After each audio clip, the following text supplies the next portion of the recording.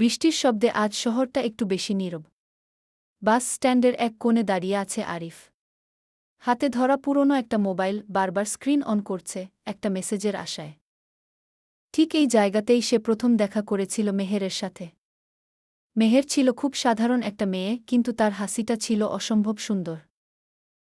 আরিফ তখন কিছুই ছিল না, না টাকা, না ভবিষ্যৎ, শুধু কিছু স্বপ্ন আর মেহেরকে ভালোবাসার সাহস। প্রতিদিন কথা হতো। তুমি সফল হবে, মেহের বলত। আরিফ হাসত, বলত, তুমি পাশে থাকলেই যথেষ্ট। কিন্তু সময় বদলায়। একদিন মেহের চুপচাপ বলে, আমার পরিবার আমাকে বিয়ে দিতে চায় একজন প্রতিষ্ঠিত মানুষকে। আরিফ কিছু বলতে পারেনি। শুধু বলেছিল, আমি চেষ্টা করছি, একটু সময় দাও। মেহের চোখের পানি লুকিয়ে বলেছিল, সময় সবার জন্য অপেক্ষা করে না আরিফ। আজ অনেক বছর পর আরিফ এখন সফল। কিন্তু মেহের? শেষবার যে মেসেজটা এসেছিল সেটা এখনও মোবাইলে সেভ করা, যদি কখনো সফল হও জানবে আমি তখনও তোমাকেই ভালোবাসতাম। হঠাৎ বৃষ্টি থেমে যায়। বাস স্ট্যান্ড ফাঁকা।